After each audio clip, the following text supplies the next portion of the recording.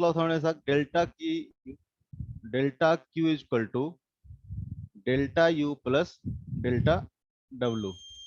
जहाँ पे delta Q क्या है, तो डेल्टा क्यू है आपका हीट, डेल यू क्या है चेंज इन इंटरनल एनर्जी, और डेल्टा डब्ल्यू क्या था, तो वर्क डन था।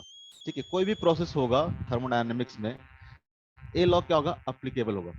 ठीक है, मान लो कि जैसे कि आप पीवी कर्व लेते हैं, मान लो कि यहाँ से कोई प्रोसेस हुआ, या फिर ऐसा मानते हैं कोई भी थर्मोडायनेमिक्स प्रोसेस है, मान लो कि इस तरह का पिस्टन था। ठीक है, और यहाँ पे प्रेशर था P1 V1 N1 T1।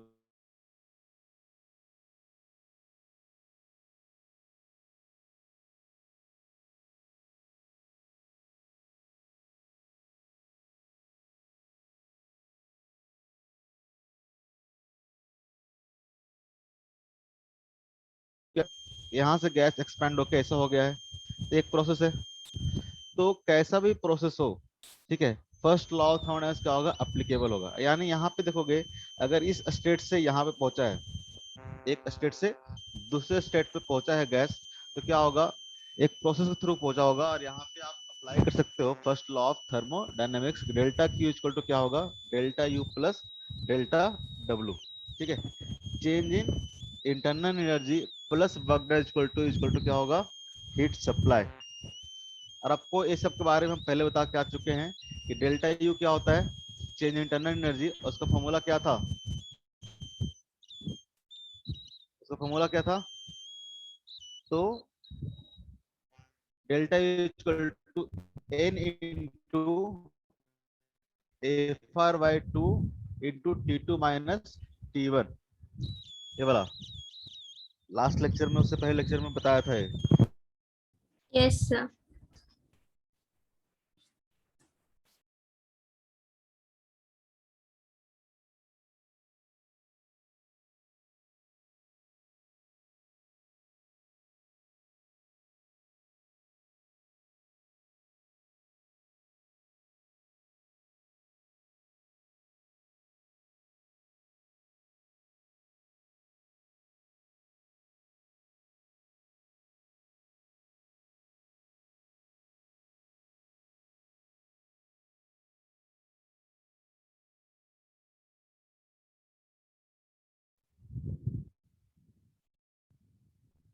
हाँ हेलो। Yes sir. बहुत ज्यादा करंट जा रहा है।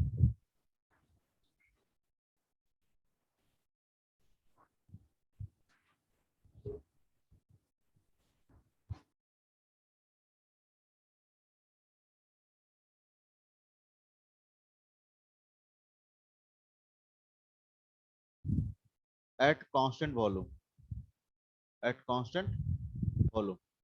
ठीक है, हमको पता था स्क्रीन किसी भी पे। System,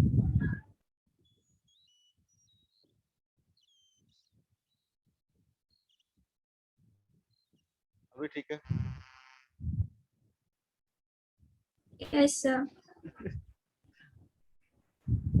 delta Q equal to क्या होगा, तो N C V delta T होगा। आपको पता है कि अगर स्पेसिफिक हीट कैपेसिटी दिया हुआ है, तो डेल क्यू इक्वल टू क्या होता है, N C V delta T.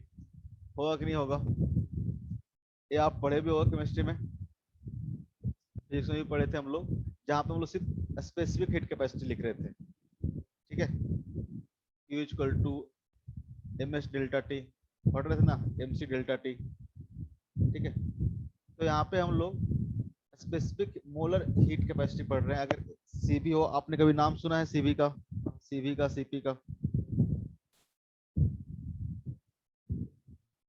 CB CP का नाम सुना होगा, नहीं कुछ भी नहीं। ठीक है, ये था, आपको डेल्टा क्यू के बारे में पता है, डेल यू के बारे में पता है, और डेल्टा डब्ल्यू के बारे में पता है। ये तीनों में रिलेशन आया इस तरह से। ठीक है, कब पॉजिटिव लेना है, कब नेगेटिव लेना है, आपको पता है। जैसे मैं आपसे क्वेश्चन पूछता हूँ एक, ठीक है,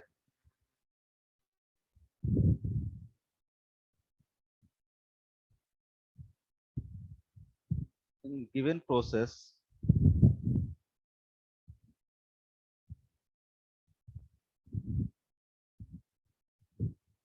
on an ideal gas dW is equal to 0 and delta Q less than 0, then mark the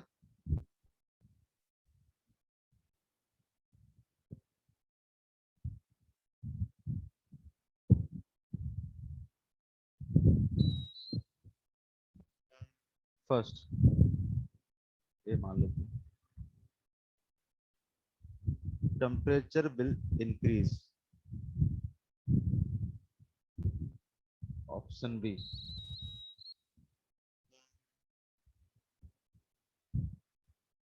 volume will increase, option C,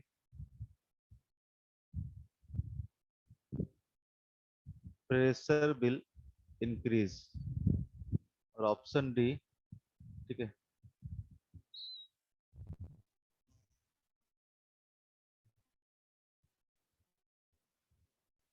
option D temperature will decrease. जरा बताओ तो जरा क्या होगा, sir D. Temperature will decrease. आपको दिया D कैसे,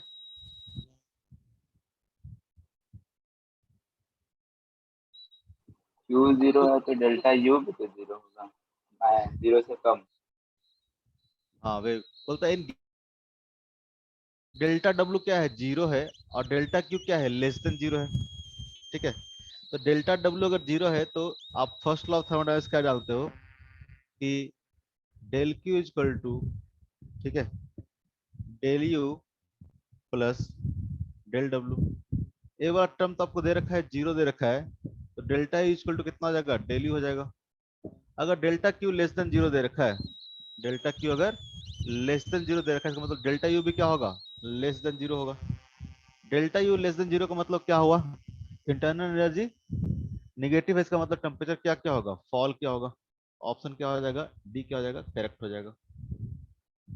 option D क्या हो जाएगा, करेक्ट हो जाएगा, ठीक है।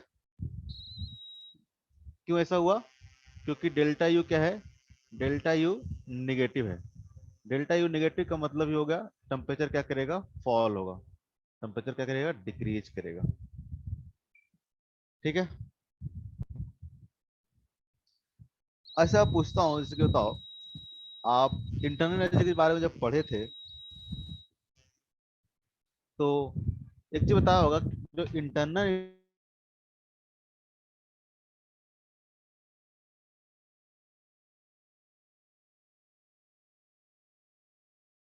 फंक्शन ऑफ टेम्परेचर है, फंक्शन ऑफ आवाज टेम्परेचर। अटक गया था।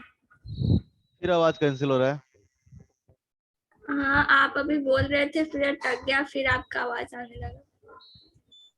इतना ज्यादा दिक्कत कैसे हो रहा है। एक्चुअली ना सिस्टम में वाईफाई से कनेक्ट कर रखा हूँ तो उसमें दिक्कत हो रहा है, शायद लैन से कनेक्ट करना पड़ेगा। सर आपका माइक से भी आवाज ही को आ रहा है।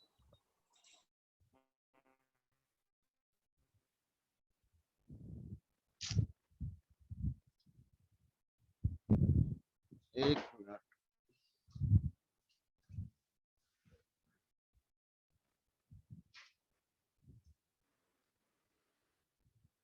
होल्ड करना।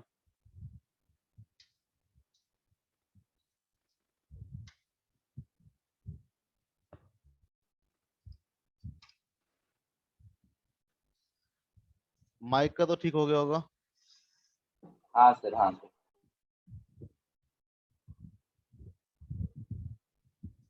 बाकी कटने उठने का रह गया है, उसका भी कुछ कर नहीं सकते हैं। अब लाइन वायर लगा कनेक्ट करना पड़ेगा। संडे को छुट्टी रहेगा, संडे को लगा कर देंगे सारा काम।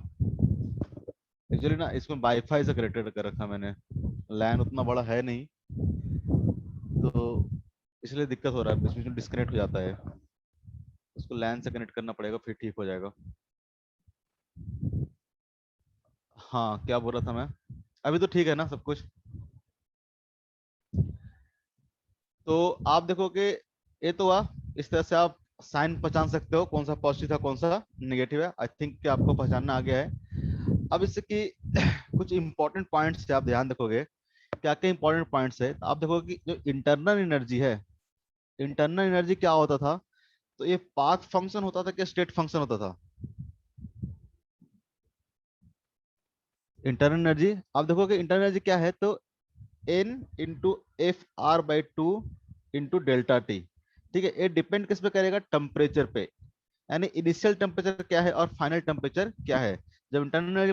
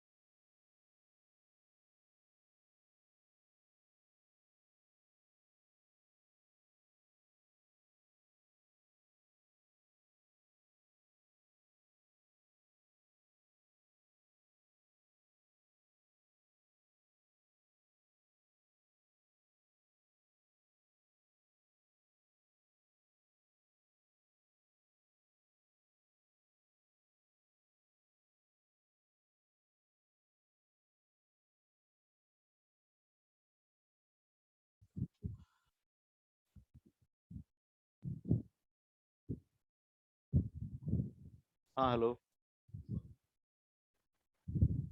यस। हेलो। अब नहीं होगा हमको लगता है, अभी सब कुछ ठीक जा रहा है। देखो, अभी सब कुछ ठीक है। आवाज आ रहा है, दिख नहीं रहा है कुछ। हाँ शेयर तो कर रहे हैं, स्क्रीन शेयर कर रहे हैं। आवाज भी क्लियर आ रहा है ना अब? यस। ठीक है। हाँ मैं क्या बोल रहा था कि अगर मान लो कि पीवी कर्व दिया हुआ है जहां पे, ठीक है, एक स्टेट से दूसरे स्टेट पे जाना है, ए से बी जाना है। तो ए से बी मान लो कि हम इस प्रोसेस के थ्रू गए एक बार, ठीक है, एक बार हम लोग इस प्रोसेस के थ्रू गए, ठीक है, एक बार मान लो कि ऐसा गए, या और भी कोई रैंडम पाथ मान लो ऐसा से घूम फिर के गए, ठीक है। चार अलग अलग पाथ हमने यहाँ पे बना रखा है, मतलब, ठीक है, इस पाथ का मतलब समझते हो, पीवी कर्व दे रखा है ना, यानी एक प्रोसेस से दूसरे प्रोसेस में होने के लिए इस तरह से अगर वॉल्यूम चेंज हुआ होगा तो प्रेशर क्या क्या होगा, इस तरह से चेंज हुआ होगा। ठीक है, अगर मैं पूछूं कि बताओ हर केस में जो डेल्टा यू होगा, ठीक है, अगर मान लेते हैं कि यहाँ पे डेल्टा यू वन है, इस प्रोसेस में डेल्टा यू टू है, इस प्रोसेस में अगर डेल्टा यू थ्री है, और इस प्रोसेस में मान लो कि डेल्टा यू कितना है, फोर है, तो क्या delta one delta two delta U one delta U two ये सब अलग अलग होगा कि सेम होगा। तो डेल्टा यू क्या है, तो इंटरनल एनर्जी का चेंज है, और इंटरनल एनर्जी का चेंज डिपेंड किस पे करता है, इनिशियल कंडीशन और फाइनल कंडीशन पे। उसको पाथ से कोई मतलब नहीं होता है। ठीक है, आप किसी भी पाथ के थ्रू जाओ, क्योंकि यहाँ पे आओगे तो यहाँ पे एक स्टेट है, तो यहाँ पे एक टेम्परेचर होगा, ठीक है, एक यहाँ पे टेम्परेचर होगा T1 मान लेते हैं, और जब एक बी स्टेट है तो यहाँ पे टेम्परेचर क्या होगा, T2। आपको बताया था एक स्टेट मतलब उसका जो प्रेशर होगा, टेम्परेचर होगा, वॉल्यूम होगा, ठीक है, ये सब क्या रहेगा, फिक्स रहेगा। यानी एक स्टेट ए पे है तो यहाँ पे जो प्रेशर होगा, आप कहीं से भी घूम फिर के आओ, अगेन जब यहाँ पे आते हो तो प्रेशर क्या रहेगा, सेम रहेगा। आप घूम फिर के आओ यहाँ पे, प्रेशर क्या हो जाएगा वापस से, वॉल्यूम क्या हो जाएगा, अगेन सेम हो जाएगा। अगर यहाँ पे वॉल्यूम ये है, ठीक है, अगर यहाँ पे वॉल्यूम V1 है, ठीक है, तो यहाँ पे प्रेशर मान लो कि P1 है। आप किसी भी प्रोसेस से घूम के आओ, यहाँ पे अगेन क्या रहेगा, वॉल्यूम V1 रहेगा, प्रेशर क्या रहेगा, P1 ही रहेगा। ठीक है, तो अगर टेम्परेचर यहाँ पे T1 है, यहाँ पे टेम्परेचर क्या है, T2 है। ठीक है, तो आप किसी प्रोसेस के थ्रू जाओ, ये टेम्परेचर तो क्या होगा, इनिशियल और फाइनल दोनों क्या होगा, सेम होगा। अगर टेम्परेचर सेम है, सॉरी, इनिशियल और फाइनल टेम्परेचर क्या होगा, T1 और T2 होगा। आप किसी प्रोसेस के थ्रू जाओ, जो चेंज इन इंटरनल एनर्जी होगा वो क्या होगा, सेम होगा सबके लिए। यानी डेल्टा U1 इक्वल टू क्या हो जाएगा, डेल्टा U2 इक्वल टू क्या हो जाएगा, डेल्टा U3 इक्वल टू क्या हो जाएगा, डेल्टा U4। तो इसका मतलब क्या हुआ, तो ये सिर्फ और सिर्फ डिपेंड करता है किस पे, तो इनिशियल कंडीशन और फाइनल कंडीशन पे। क्योंकि डेल्टा U इक्वल टू क्या होता है, N into FR by 2 into T2 minus T1। आप इसमें आप T2 T1 दोनों का सेम है हर कंडीशन में, इसमें भी T2 माइनस T1 सेम है, इसमें भी T2 माइनस T1 सेम है, इसमें भी T2 माइनस T1 सेम है। तो हर कंडीशन में अगर T2 माइनस T1 अगर सेम है, तो बाकी तो सेम ही है ना। नंबर ऑफ मोल्स क्या होंगे, सेम ही होगा, सेम गैस ले रहे हैं। ठीक है, आर भी सेम ही होगा, देखो यूनिवर्सल कांस्टेंट है। एफ भी क्या है, सेम गैस है तो सेम ही रहेगा। तो सबके लिए इंटरनल एनर्जी क्या होगा, सेम होगा। ठीक है, तो यहाँ से हम लोग ध्यान रखेंगे कि जो इंटरनल एनर्जी होता है, ठीक है,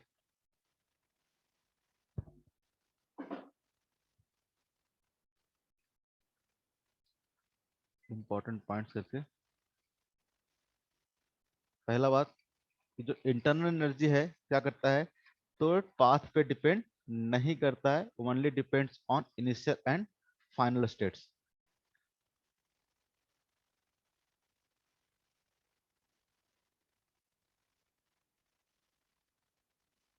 internal energy does not depends on path,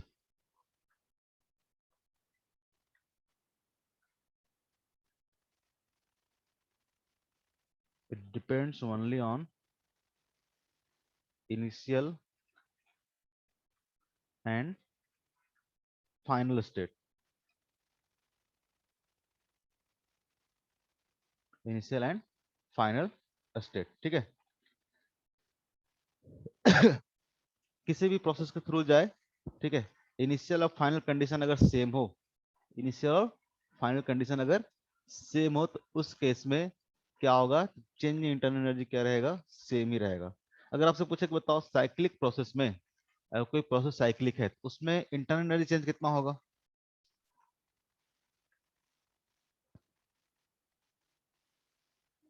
बताओ, आवाज आ रहा है,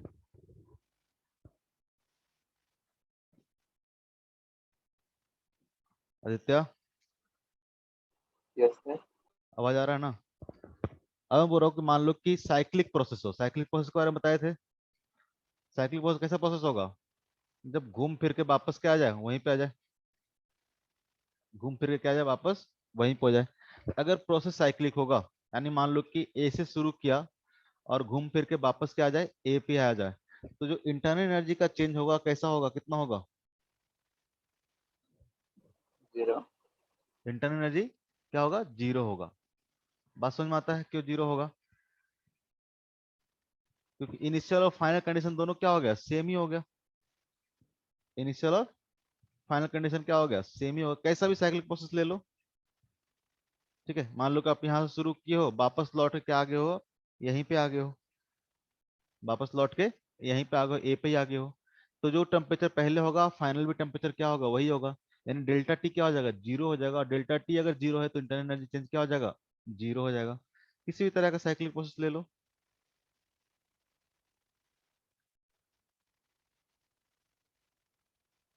ठीक है, इस तरह का साइक्लिक प्रोसेस ले लो, हर केस में क्या होगा, तो चेंज इन इंटरनल एनर्जी क्या होगा, जीरो होगा। इस बात को ध्यान रखोगे आप।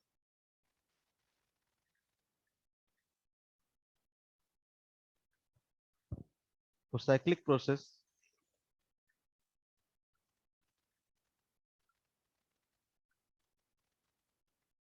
तो cyclic process change in internal energy, change in internal energy is always zero, is always zero. Her case में देखोगे तो हर केस के लिए डेल्टा यू की बात करें तो क्या आ जाएगा, जीरो ही हो जाएगा। डेल्टा यू जीरो हो जाएगा, डेल्टा यू क्या हो जाएगा, जीरो हो जाएगा। ठीक है, हर किसी के लिए साइक्लिक प्रोसेस के लिए आपको चेंज इन इंटरनल एनर्जी क्या रहेगा, जीरो रहेगा। ठीक है, अगर आपसे पूछे कि जो वर्क डन होगा इस तीनों केस में, अगर आपसे वर्क डन पूछे तो बताओ वर्क डन क्या पाथ डिपेंडेंट होता है कि नहीं होता है। कोई भी अगर आपको सिंपल सा ले ले, कंडीशन ले ले, कोई भी प्रोसेस है, कोई भी प्रोसेस है,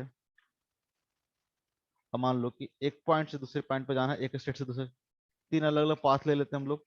ए पाथ ले लिए, ठीक है, ए पाथ ले लिए और ए पाथ ले लिए, तीन अलग अलग पाथ ले लिए। तीनों कंडीशन में बताओ क्या वर्क डन सेम रहेगा कि अलग अलग रहेगा। सेम रहेगा। वर्क डन मान लो W2 है, मान लो कि W3 है, तो वर्क डन क्या रहेगा, सब में सेम रहेगा। वर्क डन इक्वल टू क्या था, अभी भी बताए, वर्क डन इक्वल टू, सब पढ़ा के अलग से, क्या होता है, इंटीग्रेशन ऑफ पी डीवी। याद करो, अभी बताया ऊपर में सबसे स्टार्टिंग में, तो वर्क डन क्या होगा, इंटीग्रेशन ऑफ पी डीवी। हम लोग करके भी आए हैं, सारे प्रोसेस में वर्क डन निकाल के आए हैं कि नहीं आए हैं, आए हैं कि नहीं आए हैं। पॉलीट्रोपिक हो, आइडियाबेटिक हो, मतलब आइसोथर्मल हो, आइसोबारिक हो, आइसोकोरिक हो, हर केस में निकाल के आए हैं वर्क डन। तो वर्क डन क्या था, work done equal to integration of PDV. और इंटीग्रेशन ऑफ पीडीवी मतलब क्या था, area of PV curve, area of PV curve, था कि नहीं था।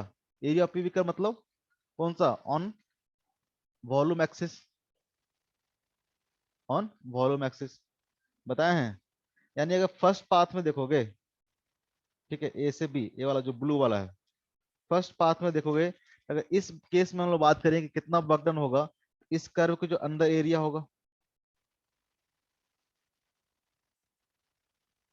कि नहीं होगा, यहाँ पर क्या आ जाएगा, W1 आ जाएगा, होगा कि नहीं होगा। इसके अंदर जो एरिया आएगा क्या आएगा, W1 आएगा। अगर सेकंड पाथ में बात करें हम लोग, सेकंड फेस में अलग बना रहा हूँ डायग्राम, उसी में बनाऊंगा तो गंदा हो जाएगा, उसी को अलग से बना रहा हूँ मैं। सेकंड प्रोसेस कैसा है, ऐसा है, यहाँ पे वर्कडन कितना हो रहा है, W2 हो रहा है। इस केस में देखोगे तो वर्कडन कितना आएगा, एरिया अंडर पीवी कर्व। इस केस में जो वर्कडन आएगा, इसके अंदर जो एरिया आएगा, याद आ रहा है, ये क्या होगा आपका, W2 होगा।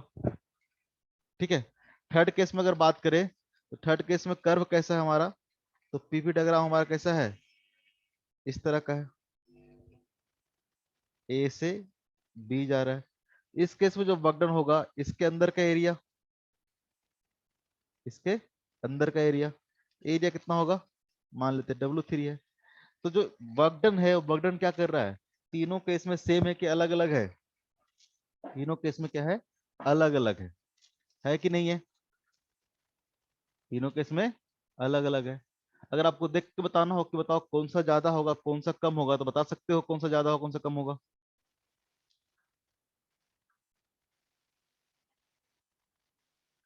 खुशी, कौन सा ज्यादा होगा, एरिया देख के बता सकते हैं। अरे यहाँ से यहाँ तक तीन प्रोसेस दे रखा है, एक ए दे रखा है, एक ए दे रखा है और एक ए दे रखा है। तीनों में सबसे पूछे बताओ किसमें वर्क डन ज्यादा होगा किसमें कम होगा, तो बता सकते हो।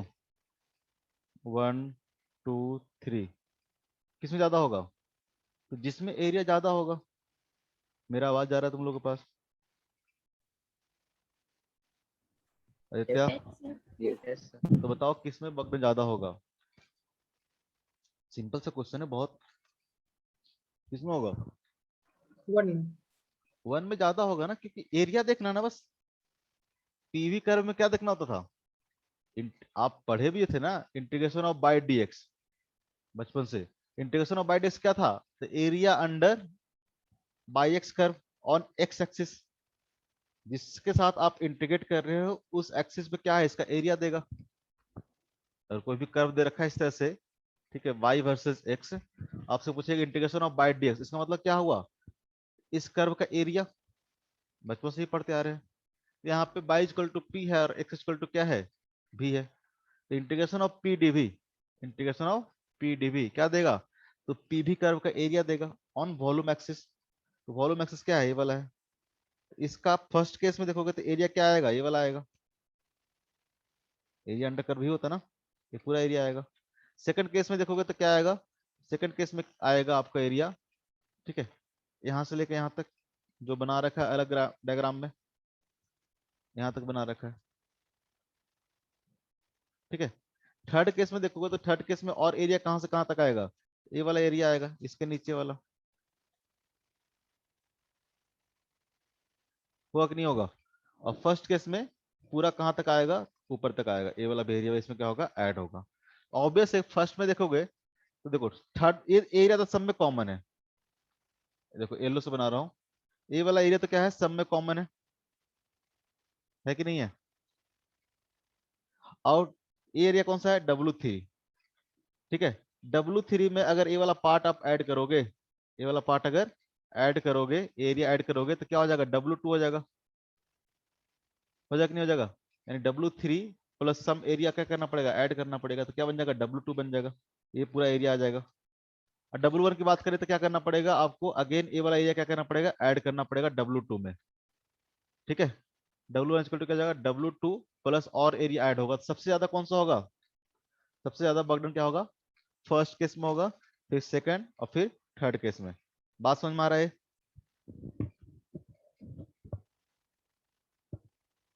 हाँ कि ना?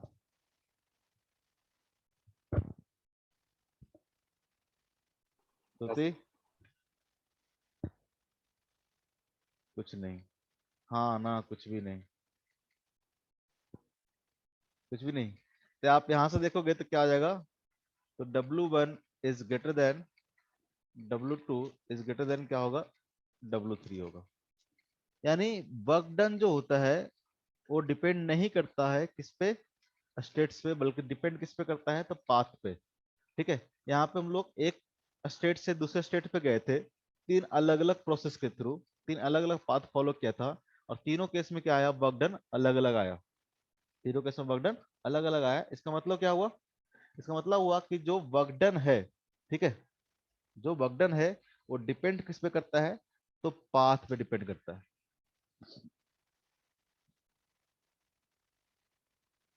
ठीक है।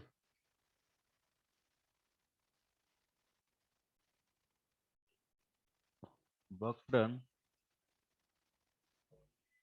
इज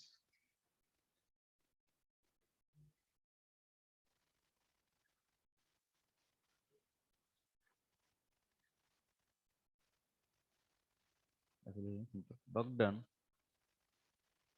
डिपेंड्स ऑन पाथ, ठीक है। Work done depends on path, ठीक है। या फिर बोल सकते हैं कि फंक्शन ऑफ क्या होगा? पाथ होगा, ठीक है। इसलिए क्या हुआ? अलग अलग प्रोसेस में वर्क डन क्या आया है? अलग अलग आया है, ठीक है। अलग अलग प्रोसेस में वर्क डन क्या होगा? अलग अलग आया है, ठीक है। तो ध्यान रखोगे इंटरनल एनर्जी क्या होता है? तो स्टेट फंक्शन होता है, ठीक है। इंटरनल एनर्जी क्या होता है? तो स्टेट फंक्शन होता है, जबकि वर्क डन क्या होता है? तो पाथ फंक्शन होता है, ठीक है। यहाँ से बोल सकते हैं हम लोग कि internal energy is state function. Internal energy is state function. State function मतलब स्टेट पे डिपेंड करेगा, ठीक है। एक स्टेट से दूसरे स्टेट पे कैसे जाएंगे तो उसका से डिपेंड करेगा। जबकि वर्क डन क्या होगा? तो वर्क डन कैसा होगा? तो वर्क डन पाथ फंक्शन होगा। ये डिपेंड करेगा पाथ पे, ठीक है, कैसा पाथ फॉलो कर रहे हो। तो अगर पूछे आपके साइक्लिक प्रोसेस में वर्क डन क्या होगा, जीरो होगा कि नहीं होगा? अगर यहाँ से पूछे बताओ इस केस में वर्क डन कितना होगा, जीरो होगा कि नहीं होगा, बस इतना बताओ।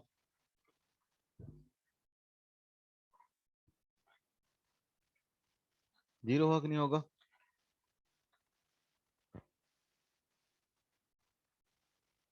अरे वर्क डन साइक्लिक प्रोसेस में जीरो होता है क्या? साइक्लिक प्रोसेस में क्या होता है वर्क डन? तो एरिया ऑफ द साइकिल होता है ना। Yes sir. Yes sir. हाँ तो कुछ तो बोलते नहीं हो तुम लोग। इस साइकिल का जो एरिया होगा क्या देगा, वर्क डन देगा। क्यों ऐसा होता था? तो जरा देखोगे तो यहाँ से यहाँ तक के लिए वर्क डन क्या होगा, इसके नीचे वाला एरिया होगा, ठीक है। और एरिया कैसा होगा, पॉजिटिव की नेगेटिव? वर्क डन कैसा था, अगर वॉल्यूम एक्सपेंड कर रहा हो तो ये क्या ले रहे हैं हम लोग, पॉजिटिव लेंगे नेगेटिव लेंगे?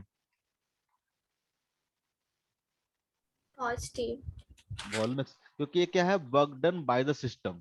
अगर वॉल्यूम में इंक्रीज कर रहा है तो ये क्या है, बाय द सिस्टम, ठीक है। ध्यान रखोगे वॉल्यूम जब भी एक्सपेंड करेगा तो वर्क डन क्या होगा, पॉजिटिव होगा। और अगर इस वाले पाथ में बात करें, ये तो हो गया फर्स्ट पाथ, इस दोनों पाथ में बात करें तो इस दोनों पाथ 2 और 4 में क्या होगा, तो वॉल्यूम कांस्टेंट है, 2 में भी देखो वॉल्यूम कांस्टेंट है और 4 में वॉल्यूम क्या है, कांस्टेंट है। दोनों कैसा प्रोसेस हो गया, आइसोकोरिक, तो इसमें क्या होगा, वर्क डन जीरो होगा। और ये वाला अगर थर्ड वाले की बात करें तो थर्ड वाले में जो वर्क डन होगा कैसा होगा, पॉजिटिव की नेगेटिव? तो वॉल्यूम क्या हो रहा है, कंप्रेस हो रहा है, तो वर्क डन क्या होगा, नेगेटिव होगा। तो देखोगे तो ये पूरा का पूरा वर्क डन क्या था, पॉजिटिव था फर्स्ट में, और कितना था, इतना था। और सेकंड में तो जीरो हो गया, और थर्ड में देखोगे तो थर्ड में क्या है, थर्ड में ये वाला वर्क डन है और ये वाला वर्क डन क्या है, नेगेटिव है। तो जो नेट वर्क डन होगा क्या होगा, तो पॉजिटिव प्लस नेगेटिव करोगे तो क्या होगा, इतना पार्ट खत्म हो जाएगा। पॉजिटिव में से उतना नेगेटिव था, ऐड किया तो क्या हो जाएगा, इतना खत्म हो जाएगा। इस साइक्लिक प्रोसेस का जो वर्क डन होगा वो क्या होगा, इस साइक्लिक प्रोसेस का जो एरिया होगा क्या देगा आपको, वर्क डन देगा।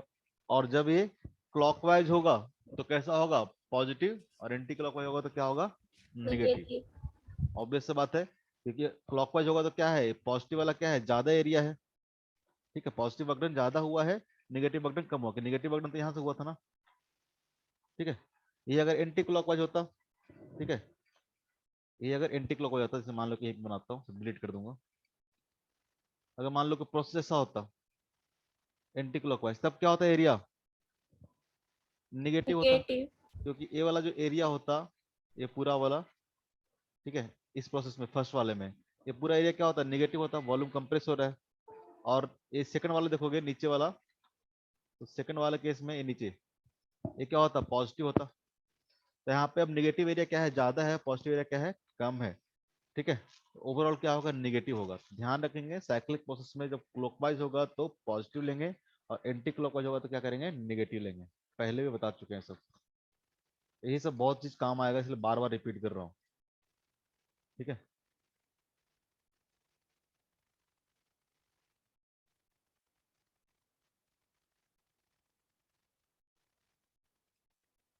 मतलब यहाँ पे काम नहीं था, ये सब चीज क्या करोगे आप, ध्यान रखोगे, ठीक है।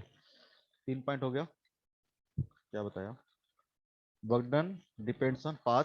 हाँ, वर्क डन डिपेंड्स करेगा पाथ पे, इंटरनल एनर्जी डिपेंड करेगा स्टेट पे, ठीक है। चौथा,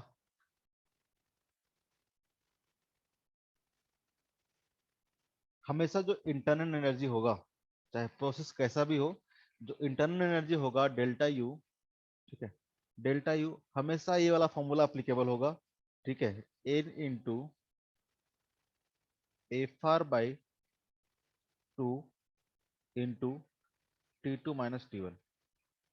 ये जो फॉर्मूला है इंटरनल एनर्जी का, ठीक है, फॉर एनी प्रोसेस, किसी भी प्रोसेस के लिए, चाहे वो आइसोथर्मल हो, आइसोबारिक हो, आइसोकोरिक हो, आइडियाबैटिक हो, या फिर और भी कोई प्रोसेस हो, पॉलीट्रॉपिक प्रोसेस हो, हर प्रोसेस के लिए ये जो चेंज इंटरनल एनर्जी वाला जो फॉर्मूला है वो क्या होगा, अप्लीकेबल होगा। जो कि किसके बराबर होगा, तो हो जाएगा N C V delta T. फिलहाल के लिए आप याद ही रखना, ठीक है, रट के रखना इसको। ये फॉर्मूला होता है चेंज इन इंटरनल एनर्जी के लिए, ठीक है। यहाँ पे सीवी क्या होगा, सीवी क्या है, specific heat capacity at constant volume. पहले भी लिखा हूँ, CV क्या है, specific heat capacity at constant volume. तो इंटरनल एनर्जी का है, ये हमेशा अप्लीकेबल होगा ये फॉर्मूला, चाहे कैसा भी प्रोसेस हो, ठीक है, फॉर एनी प्रोसेस।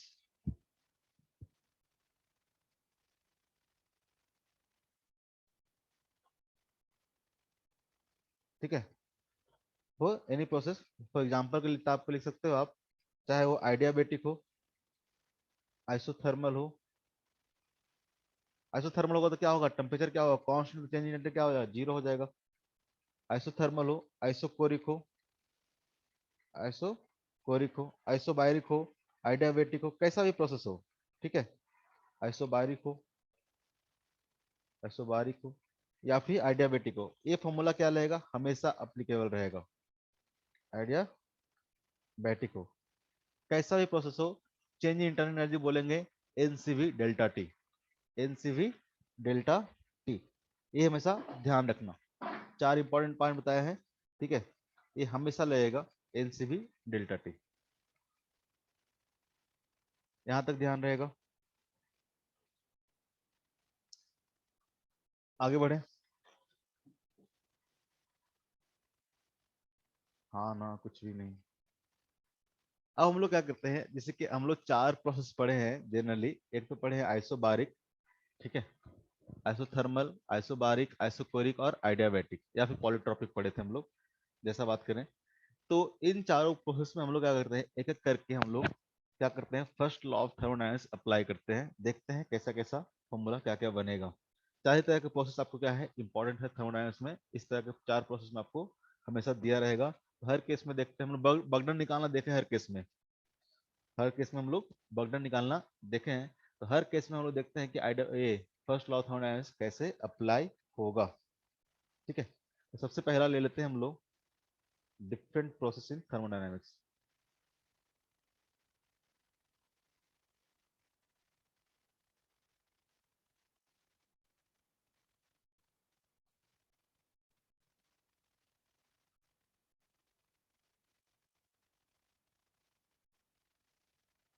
सबसे पहला ले लेते हैं आइसोबारिक।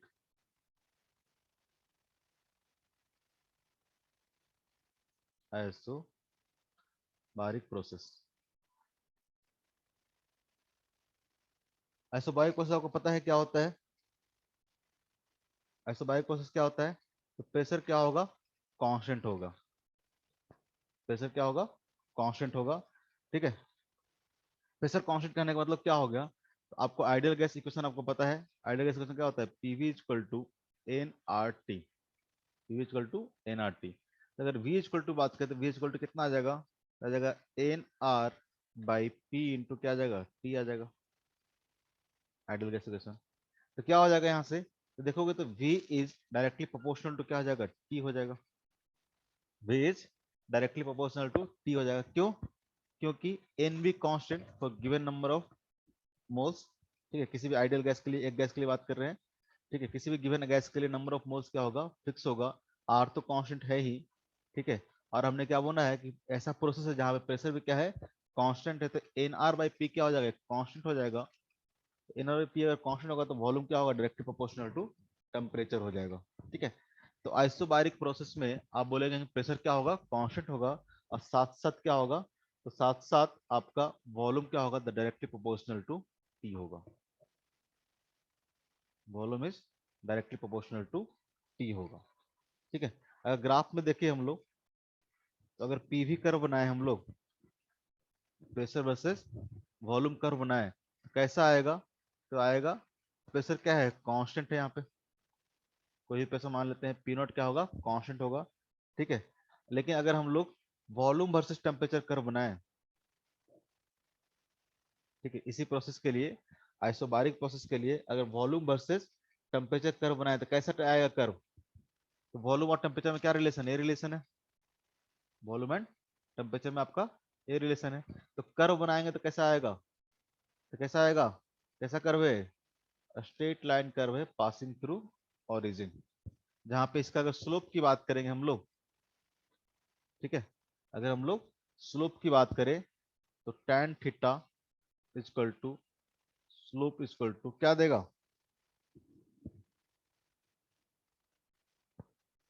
क्या देगा?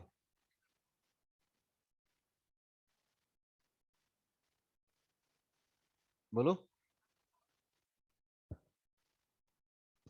हे भगवान, एन आर बाई पी देगा ना, यही स्लोप है ना। अरे Y equal to M X. M क्या होता था? स्लोप होता था। यहाँ पे देखोगे तो क्या है? V equal to N R by P into T. N R by P क्या हो गया? स्लोप हो गया। एन आर बाई पी क्या होगा? स्लोप हो गया। अगर आपको पीटी कर्व वीटी कर्व दे रखा है तो जो स्लोप होगा क्या देगा? क्या देगा आपको? एन आर बाई पी की वैल्यू देगा। ठीक है। किसमें? जब प्रोसेस कैसा हो हमारा? आइसो बारिक प्रोसेस हो। प्रोसेस क्या हो? आइसो बारिक प्रोसेस है। ठीक है।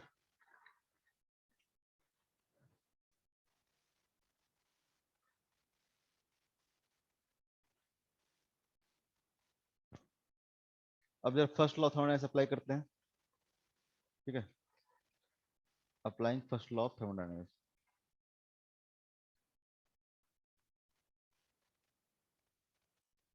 Applying first law of thermodynamics. First law thermodynamics apply करो। क्या होता है फर्स्ट लॉ थर्मोडायनेमिक्स? तो डेल्टा क्यू इक्वल टू, ठीक है, delta Q equal delta U plus delta W. अगर हम लोग आइसोबारिक प्रोसेस की बात कर रहे हैं, ठीक है, आइसोबारिक प्रोसेस मतलब प्रेशर क्या होगा? कांस्टेंट होगा।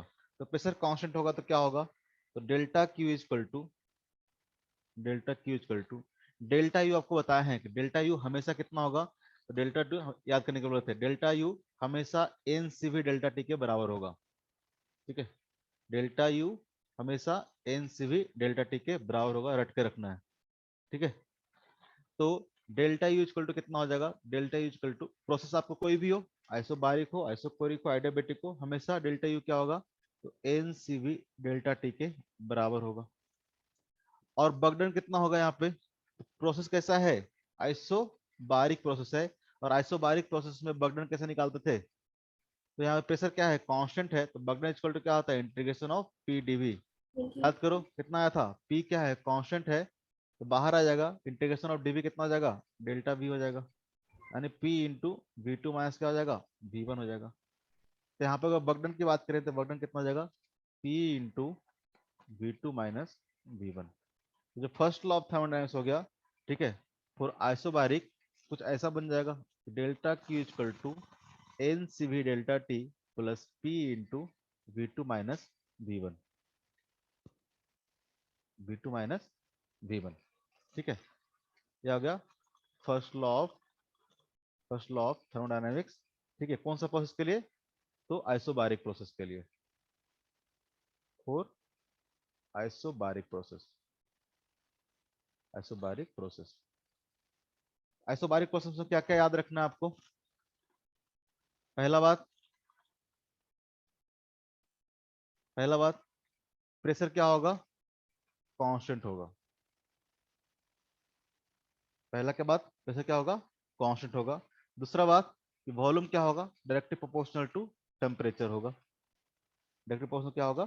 टेम्परेचर होगा। तीसरा बात, अगर डीवी बाई डी टी की बात करें तो डीवी बाई डी टी क्या हो जाएगा? स्लोप, जो कि कितना आ जाएगा? एन आर बाई पी के बराबर। या फिर डीपी बाई डी टी की बात करें, डीपी बाई डीवी की बात करें, डीपी बाई डीपी मतलब क्या हो जाएगा? तो slope of PV curve. Slope of PV curve बताया तो क्या आएगा? पीवी कर्व का स्लोप कितना आएगा? यहाँ पे बात करें अगर स्लोप की, तो स्लोप क्या होगा? जीरो होगा ना। यहाँ पे स्लोप क्या होगा? अरे स्ट्रेट लाइन है ना। स्ट्रेट लाइन कैसा है? Parallel to V. तो डीपी बाई डीवी क्या होगा? जीरो होगा। स्लोप मतलब DP by DV.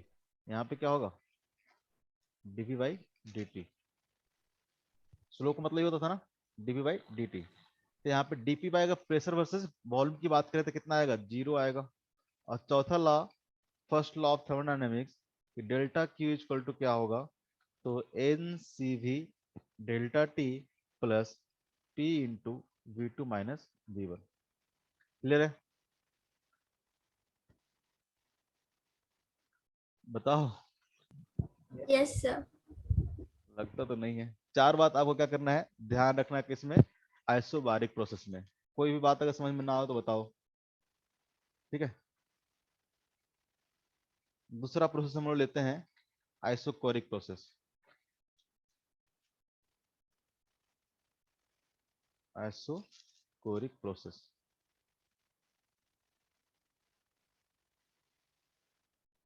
Isochoric process में क्या होगा, वॉल्यूम इक्वल टू कितना, कांस्टेंट। Volume constant. अगर वॉल्यूम कांस्टेंट है तो क्या हो जाएगा, आइडियल गैस इक्वेशन के हिसाब से पीवी इक्वल टू क्या होता है, एन आर टी। तो क्या हो जाएगा,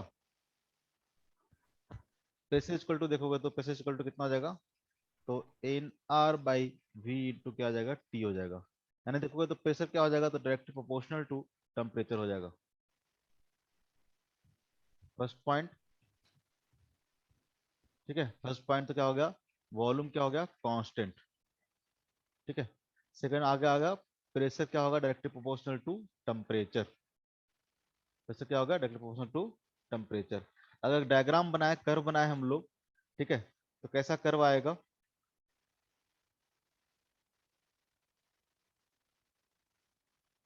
पी वर्सेज अगर भी बनाए, पी वर्सेज अगर भी बनाए तो कैसा आएगा, वॉल्यूम क्या कांस्टेंट ना, वॉल्यूम क्या होगा, कांस्टेंट, ठीक है। तो कर्व कैसा आएगा, ऐसा आएगा, कांस्टेंट वॉल्यूम के लिए प्रेशर बढ़ते रहे घटते रहे, इससे कोई मतलब नहीं। वॉल्यूम क्या होना चाहिए, कांस्टेंट होना चाहिए, ठीक है। अगर हम लोग पीटी कर्व बनाए, हमने तो पीवी बनाया, अगर पीटी कर्व बनाए, पीटी मतलब प्रेशर वर्सेस टाइम कर्व बनाए, टाइम बोल रहा हूँ, प्रेशर वर्सेस टेम्परेचर कर्व बनाए, तो कैसा आएगा, तो क्या रिलेशन है, P equal to N R by V into T. कैसा आएगा, अगेन कैसा आएगा, स्ट्रेट लाइन आएगा, आएगा कि नहीं आएगा। अगर यहाँ पे स्लोप की बात करें तो यहाँ पे स्लोप कितना होगा, slope equal to D P by D T equal to कितना आएगा, एन आर बाई भी आएगा, ये होगा ना, एन आर बाई भी। एन आर बाई भी क्या है, स्लोप है इसका, किसका, तो पीटी कर्व का, ठीक है। और volume versus pressure versus volume की बात करें तो इसका स्लोप कितना आएगा, यहाँ पे स्लोप बताओ कितना होगा, इन्फिनिटी होगा कि नहीं होगा, स्लोप टेंस टू इन्फिनिटी। खड़ा कर्व है ना, बाई एक्सिस का कितना होता था, स्लोप इन्फिनिटी होता था, यहाँ पे कितना होगा स्लोप, इन्फिनिटी होगा, ठीक है। अब बताओ इसमें वर्क डन कितना होगा, 0। क्योंकि प्रोसेस कैसा है, आइसोकोरिक है, आइसोकोरिक मतलब, ठीक है, वॉल्यूम क्या है, कांस्टेंट है, तो वर्क डन कितना होगा, तो वर्क डन कितना होगा, जीरो होगा। तीसरा पॉइंट हो गया, वर्क डन कितना होगा, जीरो होगा, ठीक है। और क्या याद रखना है आपको, first law of thermodynamics apply करो,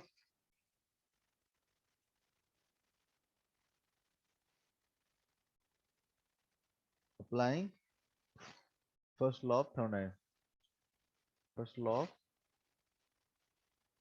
क्या होगा जब अप्लाई करो तो,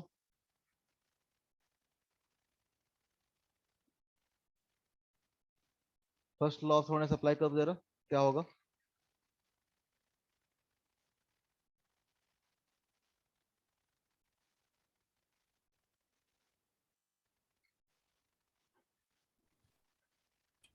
NCV डेल्टा T प्लस 0।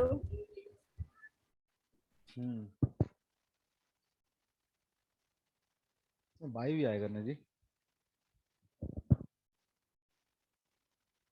ऐसे लिखता है ना अप्लाइंग।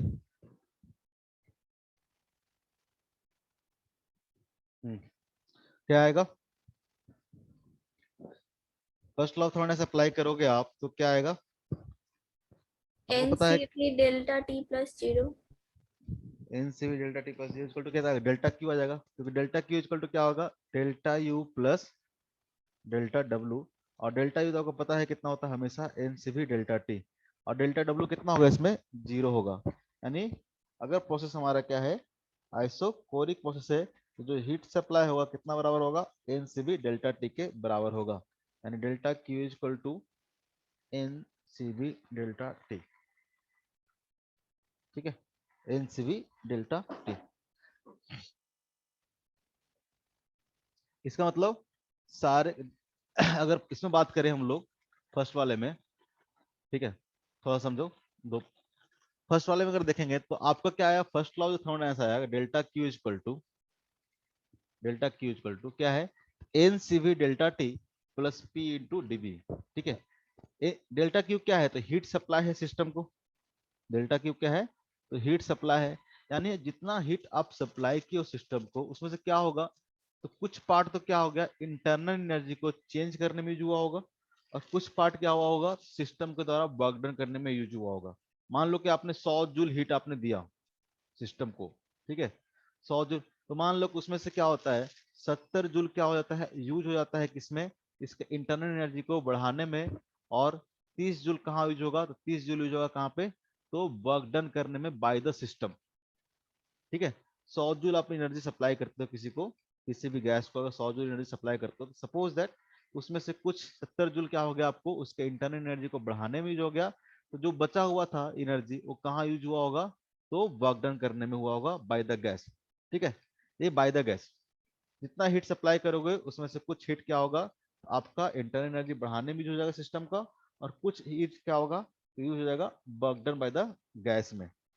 ठीक है, अगर मान लो कि आपने 100 जूल हीट क्या क्या है, सप्लाई किया है, और सिस्टम पे मान लो कि आपने 30 जूल वर्क कर दिया, सिस्टम पे आपने 30 जूल वर्क कर दिया, तो क्या होगा बताओ तो जरा, 100 इक्वल टू 70। अब यहाँ पे प्लस 30 लिखूं कि माइनस 30 लिखूं, ये क्या है, ऑन द सिस्टम। ठीक है, work done on the system, on the system. अगर सिस्टम पे वर्क किए हो इसका मतलब क्या लिखें, पॉजिटिव नेगेटिव, नेगेटिव। नेगेटिव। तो ये जो प्लस है, ठीक है, plus delta W, plus delta W में हम लोग -30 लिखेंगे। इसका मतलब क्या हुआ, आपने 100 जूल हीट तो आपने सप्लाई किया था, और साथ साथ क्या क्या है, 30 जूल का काम भी किया है, यानी जो टोटल इंटरनल एनर्जी चेंज होगा कितना हो जाएगा, 130 जूल हो जाएगा, ना कि 70। ठीक है, ना कि 70। ये बात समझ में आ रहा है, ये आपको डेल्टा ही हो जाएगा, ये कितना हो जाएगा, 130 जूल, क्योंकि आपने 100 जूल क्या किया था, सप्लाई किया था, और 30 जूल क्या किया आपने, वर्क किया है, 30 जूल क्या किया आपने, वर्क किया है। ठीक है, तो फर्स्ट लॉ थर्मोडायनामिक्स अप्लाई करोगे तो क्या है, delta Q is equal to delta U plus delta W. Delta Q कितना है, सप्लाई कर रहे हो आप 100 जूल। ठीक है, तो 100 जूल अगर सप्लाई कर रहे हो तो क्या होगा, पॉजिटिव लिखेंगे, इसलिए ये सब बताया था स्टार्टिंग में, कब पॉजिटिव लिखना है कब नेगेटिव लिखना है, सबसे स्टार्टिंग में आज रिवीजन कराया था, कब हीट को पॉजिटिव लेना है, कब इंटरनल एनर्जी को पॉजिटिव लेना है, कब बर्डन को पॉजिटिव लेना है। ठीक है, ताकि first law of thermodynamics apply करने में इन्हीं तीनों चीज को अप्लाई करना है। अगर मान लो कि बोले कि जैसे कि मान लो कि आपने क्या किया है, आपने सिस्टम पे वर्क किया है 30 जूल, सपोज दैट आपने 30 जूल सिस्टम पे वर्क किया है, और सिस्टम क्या किया है, सिस्टम 10 जूल हीट रिलीज किया है। ध्यान से सुनोगे, सिस्टम क्या किया है, 10 जूल हीट क्या किया है, रिलीज किया है। आपने वर्क कितना किया है, 30 जूल का, तो बताओ तो जरा इंटरनल एनर्जी चेंज कितना होगा।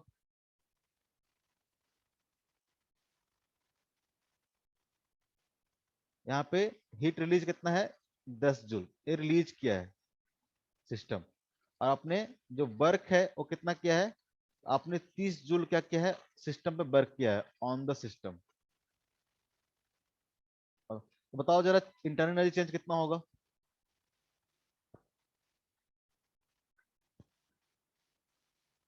फर्स्ट लॉ अप्लाई करो, बात समझ में नहीं आ रहा, delta Q equal to del U plus delta W. Delta Q क्या है, तो 10 जूल हीट क्या क्या है, रिलीज किया सिस्टम। ध्यान से देखो, कर लोगे बड़ा आसानी से। 20 जूल। हाँ, थोड़ा मैं गंदा लिख रहा हूँ इसलिए हो रहा होगा, कि 10 जूल सिस्टम क्या क्या है, रिलीज किया, जब रिलीज करेगा तो क्या लिखेंगे, -10 लिखेंगे। रिलीज किया है ना, हीट सप्लाई करता तो क्या लिखते हैं हम लोग, प्लस लिखते हैं। यहाँ पे क्या क्या है, रिलीज किया है, जब रिलीज किया तो -10। चेंज इंटरनल एनर्जी कितना है, डेल्टा यू, आपको क्या करना है, 20 निकालना जूल। है। और डब्ल्यू, डेल्टा डब्ल्यू क्या है, तो work done on the system, तो work done on the system कितना, -30। -30। डेल्टा यू इक्वल टू कितना आ जाएगा, +20। होगा कि नहीं होगा, यानी जैसे कि आपने 30 जूल वर्क किया, उसमें से 10 जूल क्या किया सिस्टम रिलीज कर दिया हीट के फॉर्म में। मान लो सिस्टम पे, ऐसे समझो इसको, अगर आप सिस्टम पे वर्क कर रहे हो मतलब सिस्टम क्या कर रहे हो, एनर्जी दे रहे हो ना, work done on the system मतलब आप सिस्टम को क्या कर रहे हो, कुछ ना कुछ एनर्जी आप दे रहे हो। आपने 30 जूल का वर्क किया सिस्टम पे, मतलब 30 जूल का एनर्जी आप क्या कर रहे हो, सिस्टम को दे रहे हो। और उसमें से सिस्टम क्या किया है, तो 10 जूल ऑफ एनर्जी क्या किया है, रिलीज कर दिया है एज ए हीट। जब 10 जूल ऑफ हीट रिलीज कर देगा तो डेल्टा क्यू कितना जगह, हम माइनस लिख लेते हैं उसको। तो मोटा मोटी समझ में आया कि अगर आपने 30 जूल वर्क किया है और 10 जूल क्या हो गया है, रिलीज हो गया है, तो 20 जूल कहाँ गया है, तो 20 जूल गया होगा उसके सिस्टम को इंटरनल एनर्जी बढ़ाने में, क्योंकि आपने 20 जूल एक्स्ट्रा दे दिया ना सिस्टम को काम। 20 जूल का एनर्जी आपने एक्स्ट्रा सिस्टम को दे दिया है। ये बात में कंफ्यूजन तो नहीं होगा कब पॉजिटिव लेना है कब नेगेटिव लेना है किसी को? नो इसको सर। डिलीट कर देता हूँ।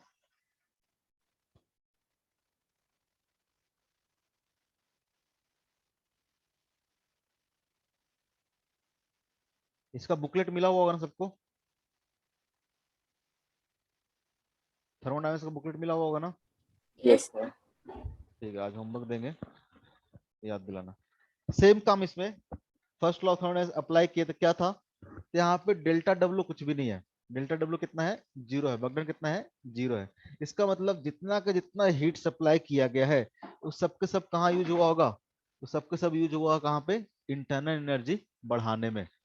अगर आपने यहाँ पे 100 जूल एनर्जी दिया है, 100 जूल अगर आपने एनर्जी दिया है, ये 100 जूल कहाँ पे जाएगा, तो सिस्टम का इंटरनल एनर्जी इंक्रीज करने में।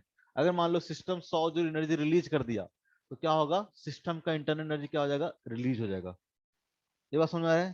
तो जितना भी यहाँ पे हीट सप्लाई है, ठीक है, हीट सप्लाई है और सबके सब कहाँ जा रहा है, तो इंटरनल एनर्जी को चेंज करने में। ठीक है, डेल्टा क्यू इक्वल टू कितना हो रहा है यहाँ पे, डेल्टा क्यू इक्वल टू कितना हो रहा है, डेल्टा यू हो रहा है। Delta Q equal to delta U हो रहा है। बात समझ में आ रहा है, बात समझ में आ रहा यस सर। है? ओके, नेक्स्ट है आपका आइसोथर्मल, थर्ड वाला, आइसोथर्मल प्रोसेस। आइसोथर्मल प्रोसेस में क्या होगा, तो टेम्परेचर क्या होता है, कांस्टेंट। टेम्परेचर पहला पॉइंट, तो टेम्परेचर क्या होगा, कांस्टेंट होगा। टेम्परेचर कांस्टेंट होगा तो पीवी इक्वल टू कितना होता है, एनआरटी होता है, N constant R constant temperature constant, यानी पीवी इक्वल टू कितना हो जाएगा, कांस्टेंट हो जाएगा। वी इक्वल टू कांस्टेंट हो जाएगा। यानी यहां से बोल सकते हैं कि पी इक्वल टू क्या होगा, तो इनवर्सली प्रोपोर्शनल टू क्या होगा, वी होगा। P is inversely proportional to V होगा कि नहीं होगा? तो आइसोथर्मल प्रोसेस मतलब टेम्परेचर क्या, कांस्टेंट, ठीक है, तो प्रेशर क्या होगा, इनवर्सली प्रोपोर्शनल टू वी होगा। ठीक है, तो ग्राफ बनाए हम लोग, तो कैसा ग्राफ बनेगा, अगर प्रेशर वर्सेस वॉल्यूम का ग्राफ बनाए कैसा आएगा, बनाया भी है एक बार हम लोग, बताओ प्रेशर इंटू वॉल्यूम का ग्राफ कैसा आएगा, ऐसा आएगा, X into by equal to constant का ग्राफ कैसा आता है, ऐसा आता है ना। अगर एक चीज घटेगा दूसरा चीज क्या करेगा, बढ़ेगा। जैसे यहाँ पे देखो वॉल्यूम अगर बढ़ रहा है, वॉल्यूम अगर बढ़ रहा है तो प्रेशर क्या करेगा, घटेगा ना। जैसे कि मान लो कि X into by equal to कितना है, 12 है। एक्स अगर 1 है तो बाई कितना होगा, 12 होगा। अगर एक्स 2 है तो बाई कितना हो जाएगा, 6 हो जाएगा। एक्स अगर 3 है तो बाई कितना हो जाएगा, 4 हो जाएगा। तो ग्राफ कैसा बनेगा इसका, ऐसा ग्राफ बनेगा, हाइपोबोलिक टाइप का। जैसे जैसे वॉल्यूम क्या करेगा, इंक्रीज करते जाएगा, प्रेशर क्या करते जाएगा, डिक्रीज करते जाएगा। ठीक है, और ये दोनों मैक्सिमम कब होता है प्रोडक्ट, जब एक्स इक्वल टू कितना हो जाएगा, बाई हो जाएगा। याद है कुछ बेसिक क्लास में, जब इसलिए पढ़ाया जाता है बेसिक क्लास। ये सब क्या होगा, इसका ग्राफ कुछ क्या आएगा, इस तरह का ग्राफ आएगा। ठीक है, ध्यान रख लोगे, जब x into V equal to क्या हो, कांस्टेंट हो, इसका जो ग्राफ आता है कुछ इस तरह का ग्राफ आता है। ठीक है, हाइपरबोलिक टाइप का ग्राफ आता है। तो यहाँ पे प्रेशर इंटू वॉल्यूम क्या है, कांस्टेंट है, तो प्रेशर वर्सेस वॉल्यूम का जो ग्राफ बनाएंगे कुछ इस तरह का आएगा। ठीक है, प्रेशर वर्सेस वॉल्यूम का जो ग्राफ बनाएंगे कुछ इस तरह का आएगा। तो जब प्रेशर वर्सेस वॉल्यूम का ग्राफ अगर इस तरह का आएगा तो जरा बताओ, हम लोग पहले कैलकुलेट करके आए हैं, वर्क डन कितना होगा इस केस में for isothermal process. Work done equal to कितना होगा बताओ, किसी को याद हो तो। nRT ln v2 by v1। Very good, nRT ln v2 by v1, सबको याद होना चाहिए। या फिर इसको हम लॉग के टर्म्स में लिखे थे तो कैसे लिखे थे, 2.303 nRT log of v2 by v1। log ln का मतलब समझते हो, यहाँ पे बेस कितना होता है, e होता है, यहाँ पे बेस कितना होता है, 10 होता है। ये सब बहुत बेसिक बेसिक चीजें बताना नहीं चाहिए, ठीक है। तो हम लोग बता सकते हैं कि अगर देखो v2 बाई v1, हम लोग क्या लिख सकते हैं, p1 बाई p2 लिख सकते हैं क्या इसको, इस तरह से nRT ln, ठीक है, p1 बाई p2 लिख देंगे कि नहीं लिखेंगे बताओ, क्या होगा, pv इक्वल टू क्या, कांस्टेंट है, pv इक्वल टू क्या है, कांस्टेंट है। इसका मतलब क्या हुआ कि p1 v1 इक्वल टू क्या होगा, p2 v2, ऊपर देखो होगा कि नहीं होगा। इसका मतलब हो गया कि v2 by v1, v2 by v1, इधर v2 है इधर v1 है, तो v1 को इधर ले जाओगे तो कितना आ जाएगा, v2 by v1 equal to कितना आ जाएगा, p1 by p2, p1 by p2। Inversely proportional है ना, क्या है, इनवर्सली प्रोपोर्शनल है। अगर v1 बाई v2 निकालेंगे तो क्या आ जाएगा, p1 बाई p2 आ जाएगा। अगर v1 बाई v2 करते तो क्या आता, p2 बाई p1 आ जाता, इनवर्सली प्रोपोर्शनल। तो v2 बाई v1 को हम लिख सकते हैं यहाँ पे p1 बाई p2 भी लिख सकते हैं, लिख सकते हैं, लिख सकते हैं। Yes sir. Yes sir. हाँ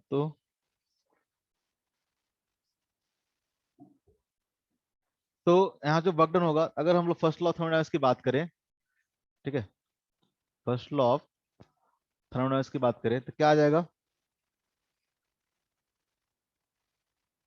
फर्स्ट लॉ बताओ क्या आ जाएगा, delta Q equal to, delta Q equal to बताओ क्या आएगा, delta U plus delta W,